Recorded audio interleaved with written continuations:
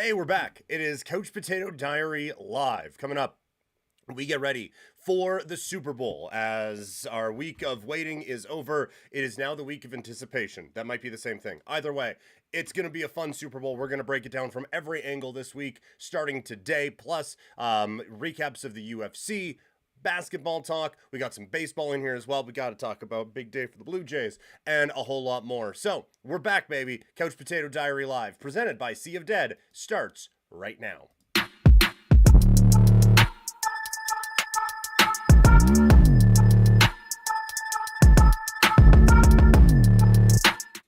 Welcome, everyone, to Couch Potato Diary. My name is Peter Klein. Thank you very much for hanging out today. It has been a minute since we've done the live thing here with Couch Potato Diary, or anythings with Couch Potato.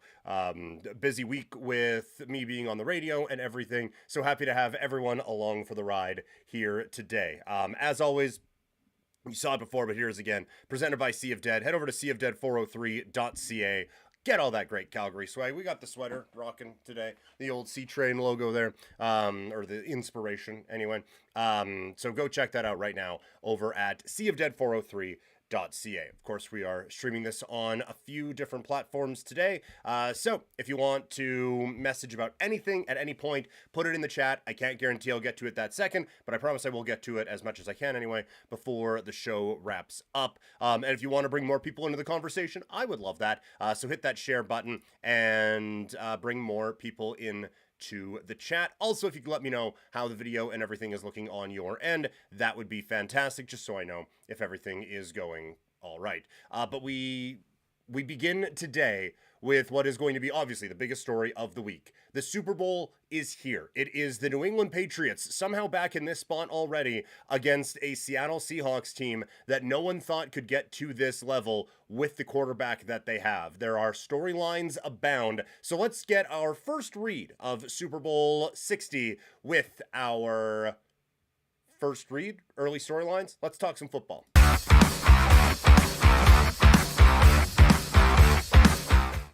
The Super Bowl is here, and it is funny to have to ask this question when you get to the biggest game of the season. You get to a championship game. You get to all of these, whatever you want to call this, and still the first question I have is this team any good? But that's where I'm at right now with the New England Patriots. I still don't know if this is a good football team or not. I kind of like, okay, saying, are they a good football team? That's a bit, I'm being a bit shitty there. I understand that. But is this a championship level team? I don't think so. Like, if you put this team up there against any of the other Super Bowl teams that have played in the last little while, how many is this team beating? I don't know the answer. I don't think it's particularly high. But still, they're here. Like, we can talk about, oh, are they for real? Are they not? I don't know, man. They're in the Super Bowl. Like, they are one win away from being champions. All they have to do, and we'll talk about this in a second, all they have to do is beat Sam Darnold, and they're Super Bowl champions. I think their fans would have taken that. They'll take it now. Like, it is crazy the run that this team has been on. But obviously, the big question around them is the opposition that they have faced. It's the schedule. It's one of the easiest schedules that a team in the history of the sport has ever had to face en route to a Super Bowl championship. So obviously there are going to be questions now that you are taking on a team that is unquestionably for real in the Seattle Seahawks, a well-rounded, just terrifying team to play against. This is where you do actually like, okay, what are we getting into now? What is this team actually? And again, normally you have to figure that out before the Super Bowl, but things have very much gone their way. I figured this out the other day. If you take the list of quarterbacks that the Patriots have faced and where they finished this season in passing yards, not a perfect stat, but I think a decent marker. If you took where they finished in passing yards and averaged them all out, the average quarterback that the Patriots faced this season is, I think it's 22nd or 24th. It is not a murderer's row that this group has faced this year. And then when they do face the good quarterbacks, it's under good circumstances, which they earned by getting home field against the against the Houston Texans that they earned in being able to take advantage of Justin Herbert and the Los Angeles Chargers. So some of the advantages that they had, they were able to earn as the year went on, but they earned those as the year went on against teams that were still not entirely sure what they are or what they aren't. So I don't know if I've had this many questions about a team in a Super Bowl in a really long time. And look, like their supporters will tell you that they faced some of the best defenses in the NFL over the last little bit, which good because Drake May is still fourth in passing yards in the playoffs. And he is one of two quarterbacks who have played 3 games. So he hasn't really blown the world away. He has been great this season and has been very deserving of being in the MVP conversation. Again, it's just this whole thing where I don't know how for real this is. On the other side, I think the big story is obviously Sam Darnold. And can he finish one of the great turnarounds that a career that we have ever seen? Because like when you look at like Dilfer and Brad Johnson and those guys, obviously they were carried to those games by elite level defenses and help around them. And this is a really, really good defense that Seattle has, but like Darnold's playing better than anything Trent Dilfer did in the year when the Ravens won, or anything Brad Johnson did in the year that the Tampa Bay Buccaneers won their championship.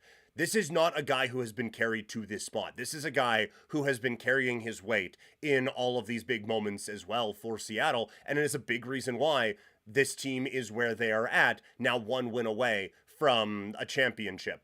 And we've had some pretty big turnarounds in the NFL in the last little while, right? Like we've had Baker Mayfield go from, teammate of Sam Darnold's, go from being like cast aside and a waiver claim to being a high-level quarterback. Same thing with Geno Smith, the guy who Darnold took the job from. But none of them have got to this point. The fun stories, the Cinderellas, the whatever, those have been filtered out by the time we get to the championship game, but not now. So Sam Darnold has a chance to do basically a career turnaround that we haven't seen in the NFL maybe ever, to go from cooked, done, whatever, to not just happen to be playing quarterback for a dominant defense, but real legitimate contributor to a Super Bowl level team.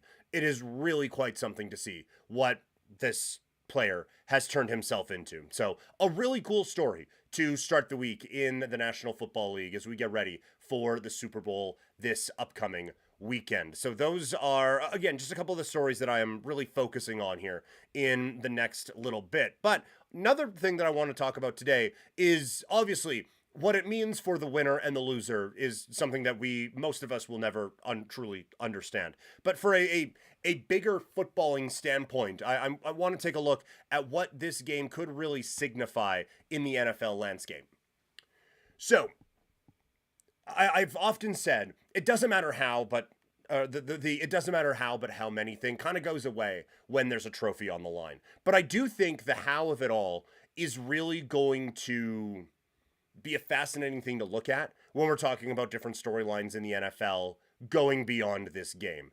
So I wanted to look today at like what this Super Bowl is going to mean to the NFL, I think, going forward. And not just like revenue-wise or anything like that, but in terms of how teams are built and everything. And I think the first one is obvious.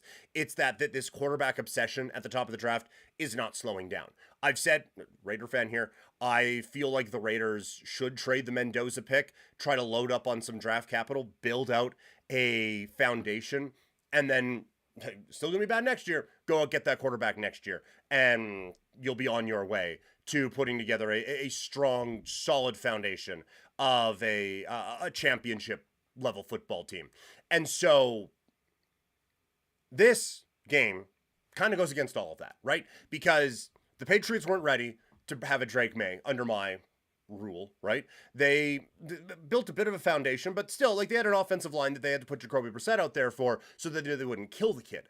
But they still drafted him, and he has still been that level of a difference maker for these teams. And so you are going to get the combination of coach and quarterback, obviously very important. And maybe that combination is more important than any other combination in sports at this particular time.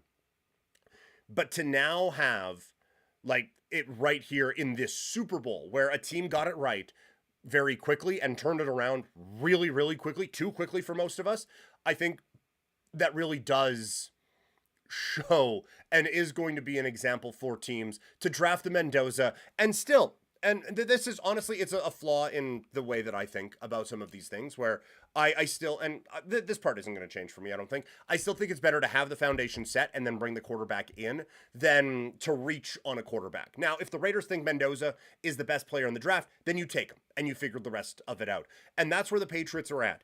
I didn't think they were ready for the quarterback, but they took Drake May at 3.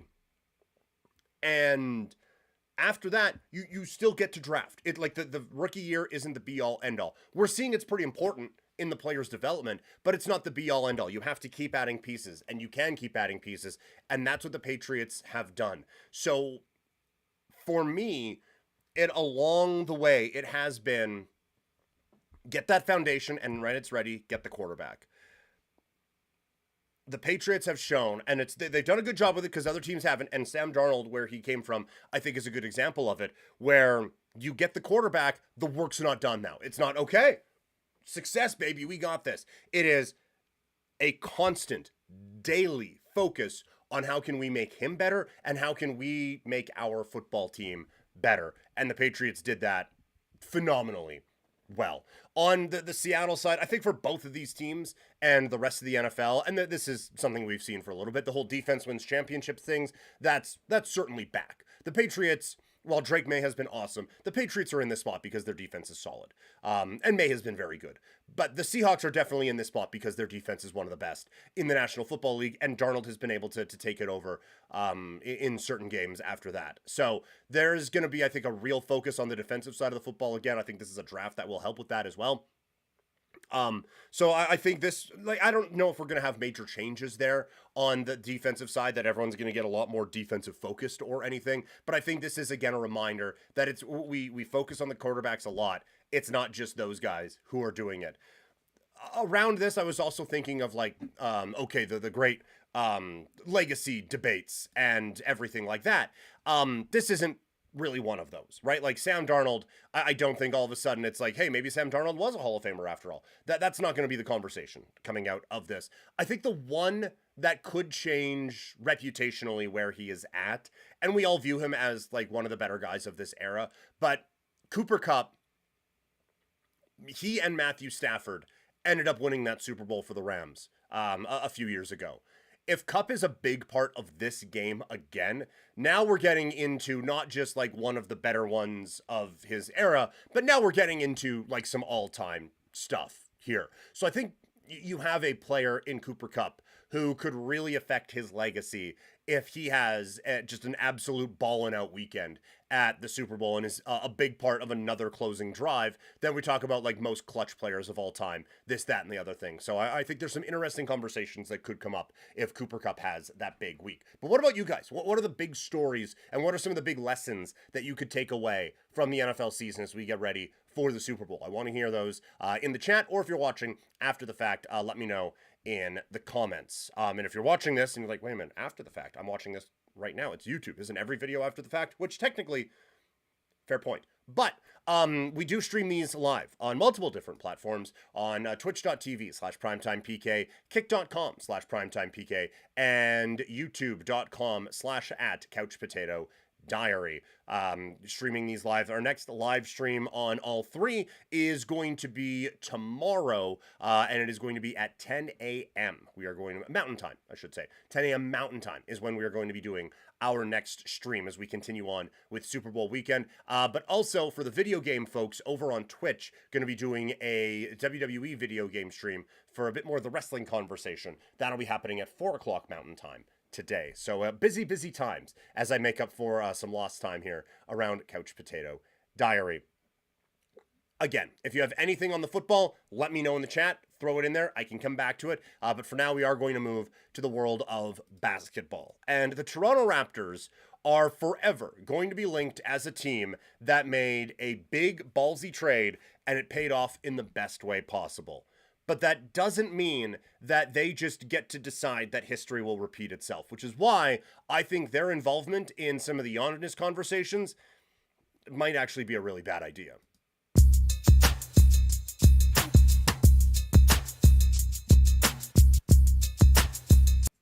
Yes, the Toronto Raptors, in a picture that is crooked behind me, made a gigantic move many moons ago now, and acquired not Giannis Antetokounmpo, that's coming up, acquired Kawhi Leonard, and rode that to a championship. But now, the Giannis conversation is heating up with the Raptors, and many are wondering if they can do it again. And I'm here to tell you, no. Or at least they shouldn't. I don't think the Raptors should be the team that makes the move to go out and get Giannis. I know they invented this type of a move where you have a good team, let's make it great, by giving up on some assets that maybe you wouldn't necessarily think you would give up on, but there's a superstar over there and we need that as our missing piece. And I do want to state, off the top, there are going to be some Giannis criticisms here. None of this is a Giannis indictment. That is one of the best players I have seen on a basketball court. But this Raptors team, and I think they proved it over the last couple of games, they're not a move away. They're not. Good basketball team, but they are not in a position where they need to be giving up major assets to try to bring in a superstar to try to win a championship. I feel like this team, they've had some big wins this year, but this team, any measuring stick game that they have come up against, especially recently, they've lost. Yes, they beat Utah the other night. But then before that, they lose to Orlando. They lose to Boston. They've lost, lose to the Knicks. They've lost to Boston before. They are 0-3 against the Celtics this season. They're 0-2 against the Knicks, and they're 2-2 against the 76ers. They do have some big wins, yes. Beating Cleveland a couple of times this year. I think they're undefeated against the Cavs. The overtime win against Golden State was for real. Good win against Denver, albeit a beat-up team. They beat Oklahoma City. Like, they have some good wins on the resume. This is certainly a playoff team, and certainly a team that is deserving of not even dropping into the play-in, and one that has exceeded every expectation for them.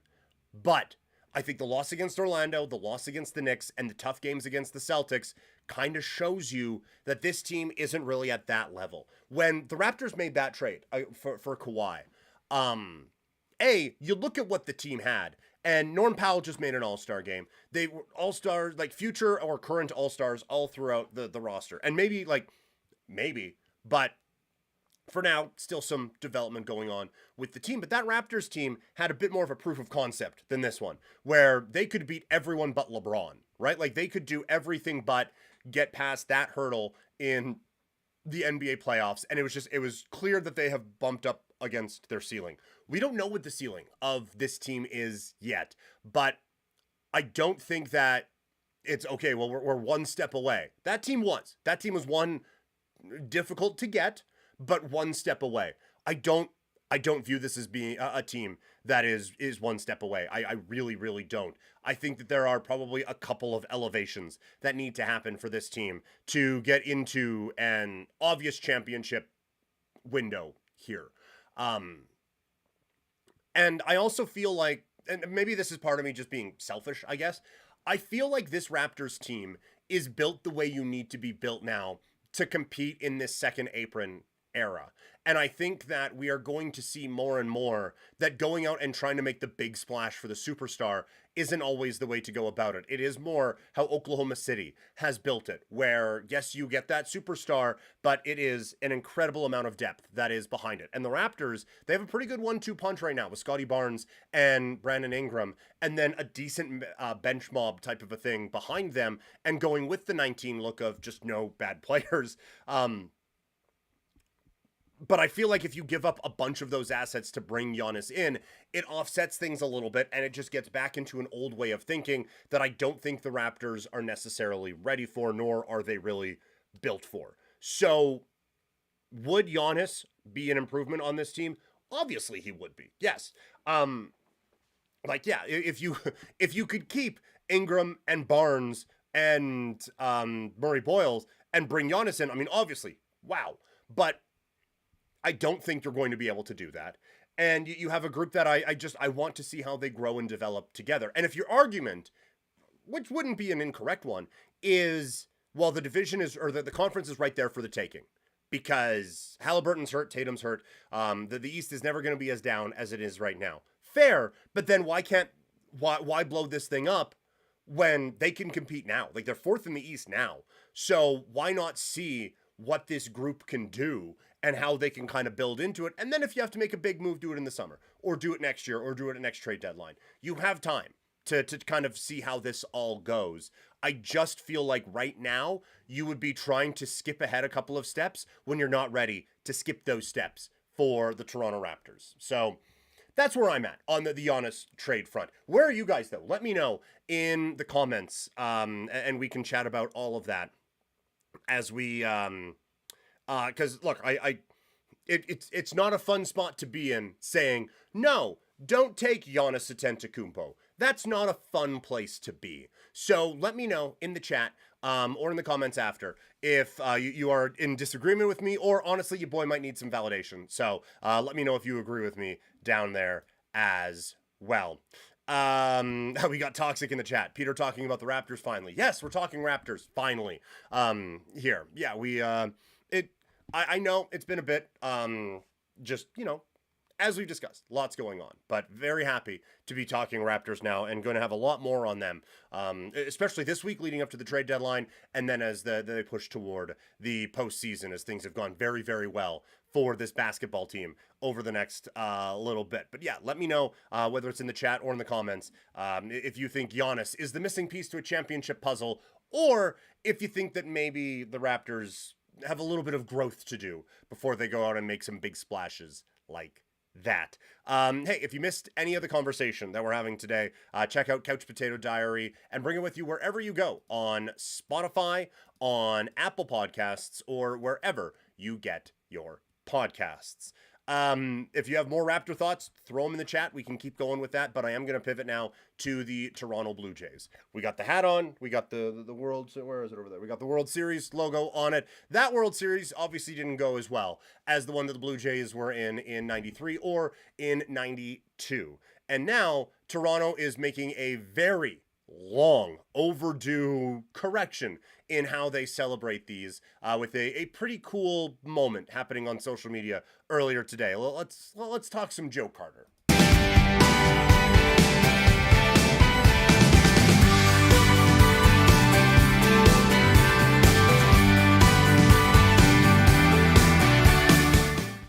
It is one of the great moments in the history of sports. Joe Carter, walk-off home run against the Philadelphia Phillies to win the 1993 World Series. It is a moment that thousands, if not by now millions, have dreamed of, and only a couple have been able to accomplish. And we were reminded of it a lot during the World Series this last year, as the Blue Jays finally made it back to baseball's championship game with walk-off opportunities in Game 6 and Game 7, and constant reminders on the American broadcast. Could this be his Joe Carter moment? Could this be his Joe Carter moment? Is it a Joe Carter moment? Perhaps a Joe Carter moment.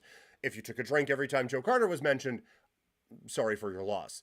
But I don't know if the Blue Jays have celebrated it. Like, obviously, Joe Carter is an icon to Blue Jays fans, but it doesn't feel like he has necessarily got the respect, that might be a bit strong, the recognition that moment deserves. And now that is changing, as the Blue Jays have announced that they are going to build a Joe Carter, or unveil, I guess, a Joe Carter statue later this year to celebrate the team's 50th anniversary. I think this is really, really cool. I've said before that they need to really celebrate the history of this team, and this is a very good start.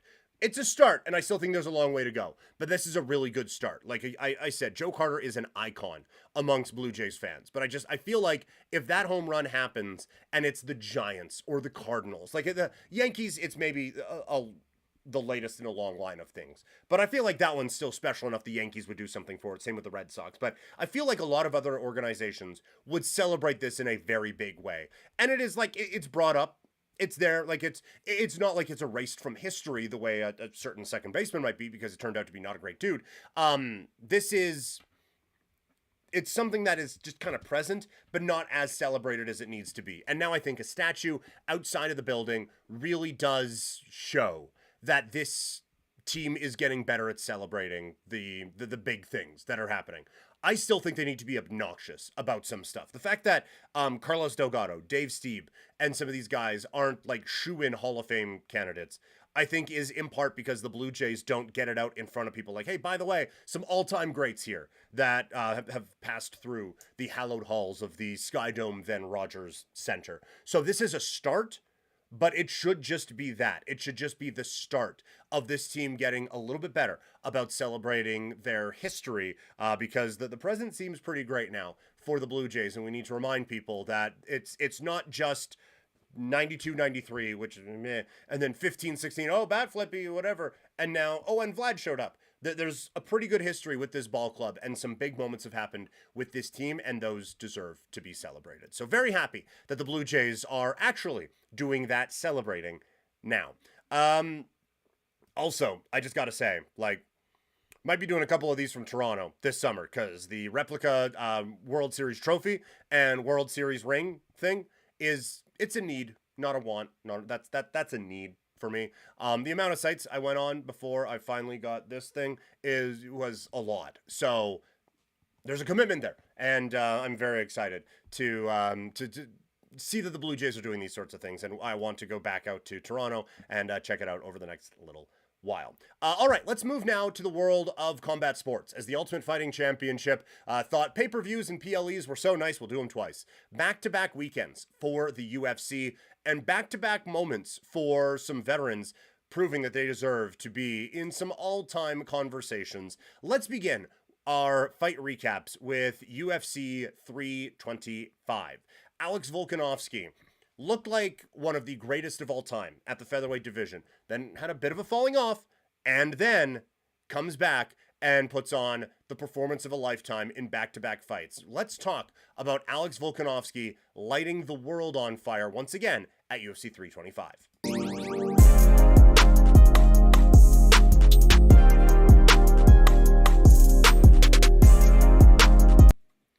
All right, the UFC's featherweight might be GOAT put on another good show this weekend. So we'll get to that here in a sec. Toxic in the chat asking, have you talked about the Royal Rumble or you fell asleep while watching it? So Toxic, not a big fan of the Rumble. We have not talked wrestling yet, Toxic. For the live stream, that's coming up here in just a little bit. But for UFC 325, the main takeaway, super hot take. Get ready for it. Alex Volkanovski is just too good. Like, he is so good. It's an elite mix of techniques with speed, with precision, with explosiveness. He's short, but somehow feels like he constantly has the reach advantage. He is the smaller guy generally, but somehow gets the strength advantage. It is a remarkable amount of skill that human being possesses. And when you, like, this is one of those lame things that they say, but when you combine the skill with the will, this is what comes out. When you have someone who has just elite level talents and also they work their ass off all the time, it plops out an Alex Volkanovski, and just another great performance over the weekend. There isn't a whole lot to say. Like, we know how good this guy is, and he remained very good. I don't think a win over Diogo Lopez changes his lot in life in terms of all-time pound for pound or anything like that, but just another great performance from Alex Volkanovski. On the Diego Lopez front, because I think this one is a little bit more interesting to talk about, I think this showed he's just not on this level. And we'll talk a bit more in depth about UFC 324 here in a second, but I think what this shows, it's very similar to what Patty showed. It's that this fighter deserves to be at this level, but this level does feel like it is one or two short of that ultimate goal that these guys are chasing, and that is to be a champion and to be considered the best in the world at their weight class, or just the best in the world overall. I think Patty against Gaethje and then Lopez against Volkanovski showed that these are good, exciting fighters who deserve to be in conversations for title shots. But it also showed that once they get there, there's another level that they just aren't at. And for Lopez, I don't know. Like, I thought we would see him grow from the first fight, but I wonder if it's a ceiling, which is fine. Like, that's a really good ceiling. Most have their ceiling come up short of being Alex Volkanovski. That is a ceiling that most will come up to at some point. But I thought for a second fight in a row, he struggled early to find the range. He couldn't find the accuracy. Obviously some exceptions to this, but he couldn't figure Volkanovski out. And I said this with Aaron Bronstetter when I chatted with him on Sportsnet Radio out here in Calgary this week. It felt like Lopez was really close to catching Volk the first time, but if you work up to get to that, well, you're screwed because Volk has figured you out from 25 minutes, and now you're chasing ghosts. And he is at a level that you can't even, like, if you're just catching up to where he was last fight, then you're well behind. And it felt like that's what it was. And he wasn't ready for the feints. He wasn't, again, in control of that distance, even though it feels like he has the height and reach advantage when he's in that cage against Volkanovski. So it just, the fact that it was a lot of the same problems from the first fight that were showing up in this one, it gives me pause for what Lopez could be in the future. I don't know if he's going to get to this Volkanovski level, which again, very few get to, but when that's the ultimate goal, it's a tough one. So we'll see if there can be more growth for Lopez. Exciting fighter, very good fighter, but I don't know if he is at this point with this guy. And I don't know if he's ever going to get necessarily to that spot either. So those are my thoughts on the main event, UFC 325. Am I being a little bit too harsh on poor Diego Lopez? Let me know in the comments, and we can chat about that a little bit more as we're going on. Sorry, I'm getting having a bit of a technical issue right now with my mouse. It's kind of a little all over the place. Just give me one sec. Sorry. I don't know where that ended up. All right. Anyway. So UFC 325, that conversation now, in the books. Let's pivot over now to UFC 324, shall we? As the Ultimate Fighting Championship, started the Paramount Plus era with UFC 324, and the main event was wild. Justin Gaethje, once again, bringing all the action for 25 minutes. And I am stunned that it was 25 minutes. I said in a couple spots this week, you could have given me like plus 25 million that the fight was going to go the distance. And I'd be like, nah, nope, not taking it, not doing it. Can't do it. Can't do it. Can't win with him. I can't, because there's no way this fight's going that long. And it did. So for both guys to be able to survive, crazy. Fantastic stuff. Unbelievable from both of them. But it was obvious that this was the fight that Gaethje was comfortable with, and he was able to control it in the way that he needed to. So very, very, very impressive stuff for him in just controlling every moment of where this fight was taking place, every moment of how this fight was being executed, and every step that it was going. It felt like it was the Gaethje fight, and Paddy Pimblett was just along for the ride. I am a little surprised he didn't go to the leg kicks until we got to the third round, but I wonder if there was a bit of a strategic moment in there for him as well, because the one concern when you're throwing leg kicks, is I punch my microphone all over the place and things are falling apart around here. But the concern you have when you go with the leg kicks is that you throw the leg kick and you're kicking a person, so that leg is going to be off the ground, generally. And so with that, you are more vulnerable to a takedown, which is not where Gaethje wanted to be, on his back facing Paddy Pimblett. And so there is a part of me that wonders if the waiting to the third round to start throwing those was a little bit, by that point, Paddy's going to be worn out. And at that point, Gaethje's confident, like, okay, I can withstand it if we need to.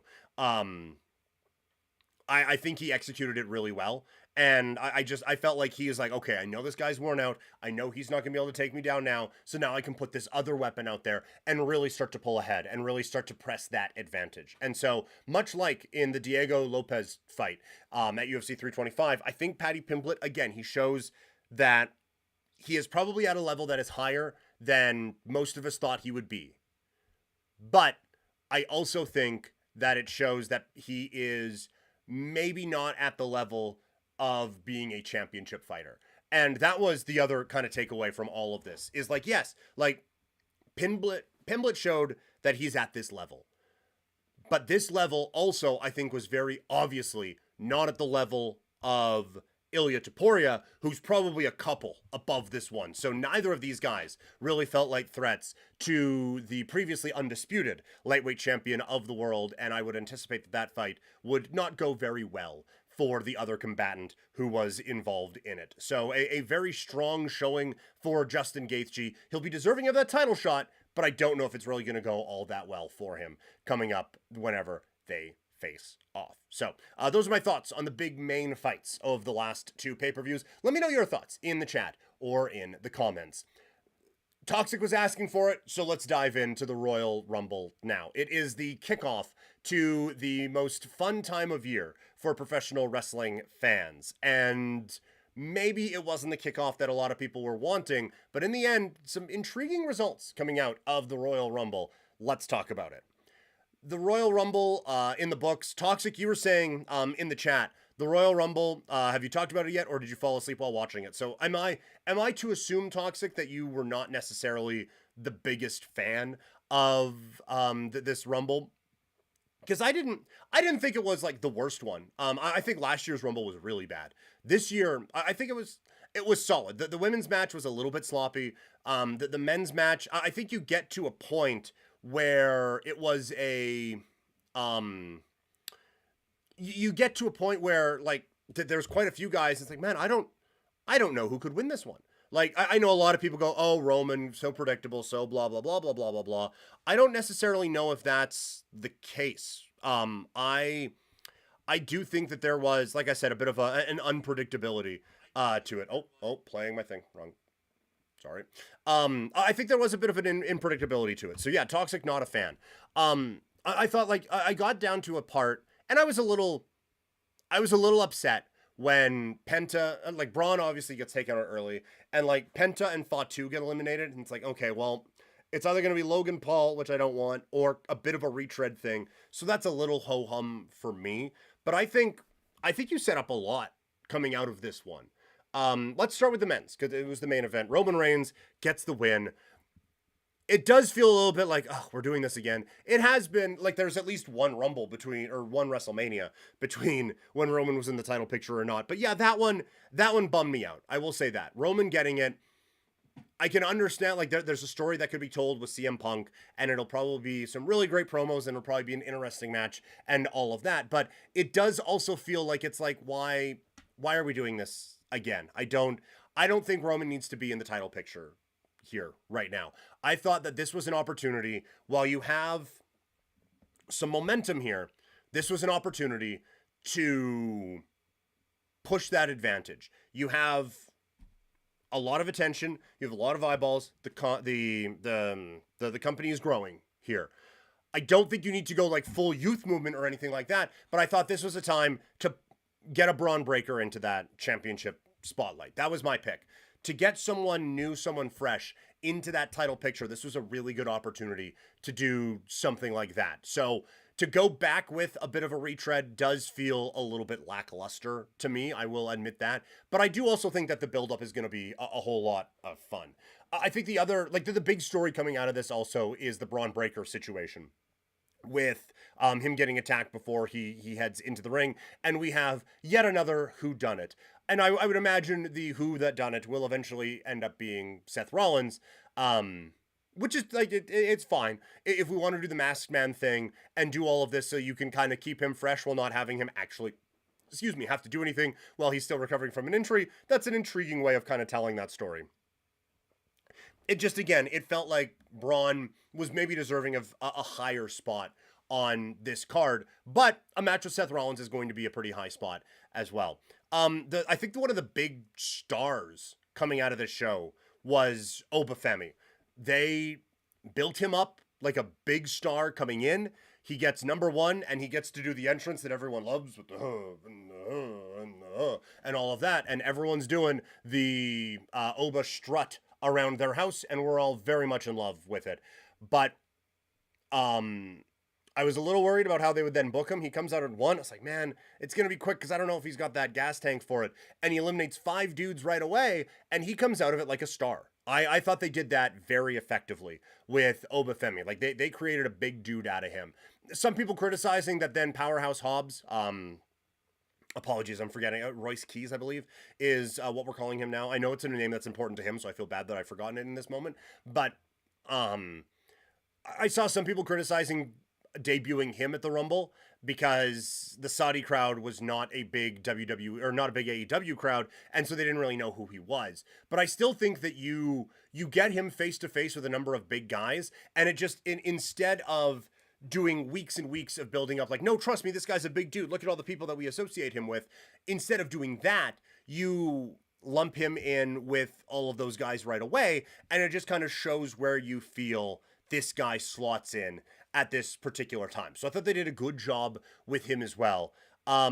Obviously, the Brock Lesnar spot, like, I shed no tears for Brock Lesnar being dumped out at a time where no one's really paying attention. I want less Brock Lesnar on my TV as possible, but that's obviously not where the company views him. So to have him get thrown out just during a Jey Uso yeet fest, that was not the best of planning or the best utilization there. I would imagine it's Brock against Oba coming up at WrestleMania now. That's going to be the build for this, but I thought that was a bit of a questionable decision anyway on the WWE's part from there. So no, I thought it was fine. I don't think it wasn't the greatest Rumble of all time, but I thought you had some fun spots. Javon Evans looked good. Trick felt like a bit of a star coming out with the music and everything like that. He was a bit of an afterthought in terms of the match, but I thought he looked okay out there. So yeah, like not the greatest Rumble of all time, but a fine showing. The women's one was a little as well. I love the spotlight that Sol Ruca got. They are huge on Lash Legend, man. The amount of times that they called her a future WrestleMania main eventer was something else, right? So I'm interested now at what kind of happens from here with her, because that felt like the Nia Jax stuff. Like, okay, yeah, no, that's cute. She's in a tag team. This is actually where we view this performer now. But I think you did really show that there's been a lack of focus on the mid part of this division right now in the WWE. Like, the Julia, Asuka, Io moment should have felt like a big moment. And instead, it was just us being able to go, LOL, Michael Cole saying stardom again. Like that should have felt like a big thing. But because they haven't utilized her in a very effective way, then it doesn't come across as a very big moment or a very exciting thing at all, really, for that performer. So it felt a little less than. And the middle part of it did get a little sleepy, to Toxic's point. That's fair. I will say, like, the crowd thing, this is going to sound very WWE apologist, but like, if you just look at the wide shot, because of how the lights are set up, it looks like no one's sitting out there, and it's pandemic era stuff. And even I saw someone take a screenshot of the crowd and be like, hey, why is WWE taking the Royal Rumble to a place that no one wants to go watch these at? But then if you take like that picture and you zoom in, there's people sitting in basically, like, the seats look filled. It's just because of how they built them with the lights. Like, the lights just aren't attached to like the bottom of the seat or whatever, or however it is. They're just kind of all up higher. And so it really blocks off, even when there's no lights on, it blocks off the people that are sitting there. So it really did just look like a bit of a construction issue. The crowd wasn't the loudest, but they got there for quite a few people. But yeah, Toxic, not a good design. Not a good design at all for the for that stadium. So that needs to be addressed, because it just, whether there are a lot of people there or not, optically it did feel big and empty at times, and that took away from a bit of the moments of it. But I think you come at, like, Liv, I'm really interested now in Raw tonight. Liv Morgan getting the shot, costing Raquel. Raquel has a title shot. Is that a big enough story to take into WrestleMania now as a championship match? I don't know. I think Stephanie against Liv would be a much better one, but I'm interested in at least what happens now on Monday. Brie Bella being back is just another solid tag team to add to the mix. Are they going to make her a heel, babyface? What's it going to be? So a couple of interesting ways to come out of the Rumble anyway. But no, like, the women's one definitely felt less than, and I think it is hopefully a bit of a wake-up call to WWE that the mid-card has a lot of talent that is just not being built up appropriately at this time. And Sol Ruca feels like an absolute super duper star right now in coming from NXT and hopefully getting up to the main roster soon. As far as the single matches go, the AJ Styles Gunther match was incredible. It's just so good. I think they told the story, building up the anticipation for the retirement really effectively. I thought they did a great job with that, and it sucks that AJ loses. And like again, they're putting it on that this is it, this is it, this is it. There's still part of me that is wondering like if Gunther comes out, because there isn't an obvious direction for him for WrestleMania. If he comes out and he's doing the same thing where AJ passed out like a little bitch, which maybe phrasing on that we probably need to correct that, but you know what I mean. If he is coming out there and still trash talking, I wonder if there's a I'll face you at wherever. And if I beat you, AJ gets to come back and he gets to have a WrestleMania, whatever. Like, there's still part of me that's holding out because this did feel so abrupt with the retirement angle with it. But if that was the last match, an incredible last match, and a really fun last few weeks of everyone kind of hyping up AJ Styles is one of the best wrestlers of all time. So really enjoyed being able to kind of celebrate that dude that way. And Sammy, like, I think that there is an interesting story to tell with building up Sammy to being a main event level guy by next year's WrestleMania and having him have his WrestleMania moment out in Saudi, being the champion out there. But they do have some work to do. It didn't feel believable that he was going to win the title on Saturday afternoon out at the Royal Rumble. It just felt like this was a match to keep this going. So I do think that you can do more and should do more with Sami Zayn. And I'm just kind of hoping that this is the start of that chapter rather than, well, we had a couple of weeks to fill, so we put Sami in there because we were going to places that it was convenient for him, you know? So hopefully that's not necessarily the case when it comes to Sami Zayn and the title picture. Toxic in the chat, AJ going to TNA or actually retiring? I would imagine, like, TNA, they set up enough with like Kazarian there and everything that there's probably going to be, I would assume, at least a couple more things there. I wonder if there is, I don't think he'll do a full AEW thing or anything like that, but I do wonder if there's a pop back into New Japan for a moment. Although, like, I say that, who's he wrestling? You know, like, that era of guy is kind of gone now.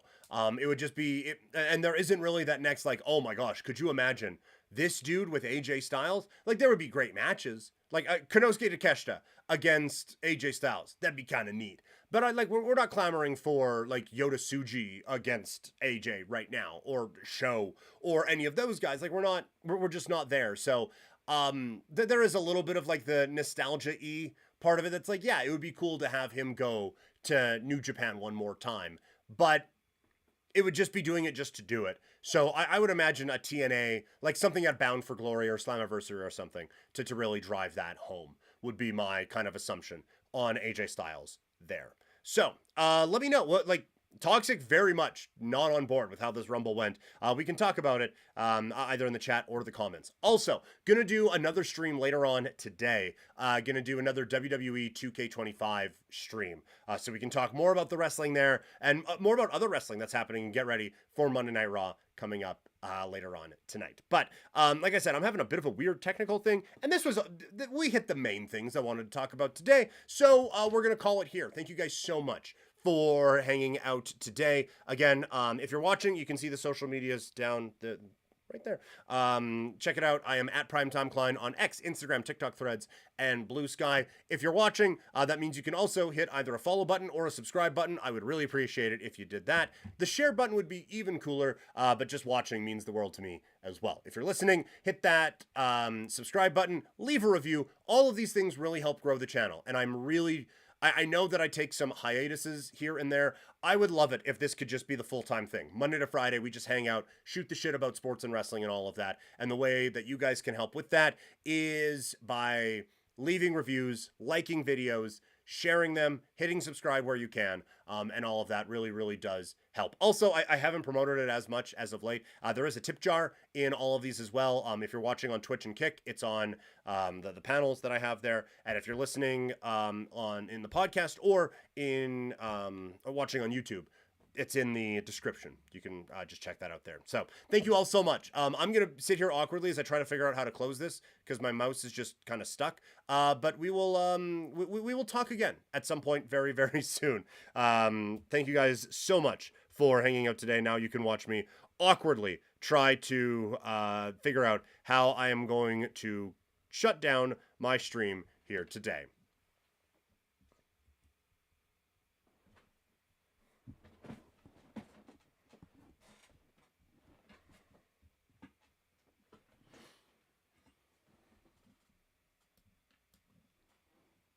Figured it out. Bye.